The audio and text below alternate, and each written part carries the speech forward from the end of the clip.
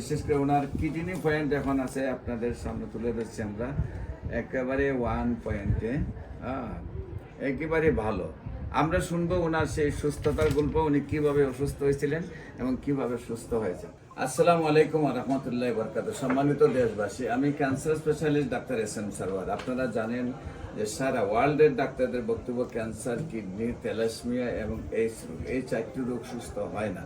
বিশেষ করে আমরা একসময় বলতাম বাংলাদেশের আরো 4টা রোগের কথা, যেটা হলো যক্কা হলে রক্ষা নাই, টাইফয়েড হলে কোনো না কোনো অঙ্গ চলে যাবে, বসন্ত হলে মানুষে গ্রামের বাহির করে দিয়েছে, এমনকি জঙ্গলে নিয়ে রাখছে।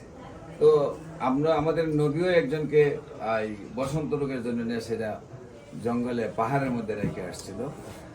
আপনারা সবাই এটা জানেন।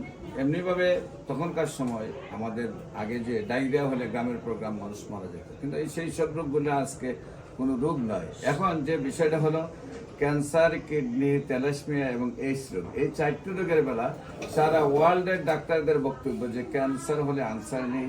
এই 4টি রোগ হলে মানুষের চিকিৎসা করতে করতে একসময় মৃত্যু হবে, এটাই মেনে নিতে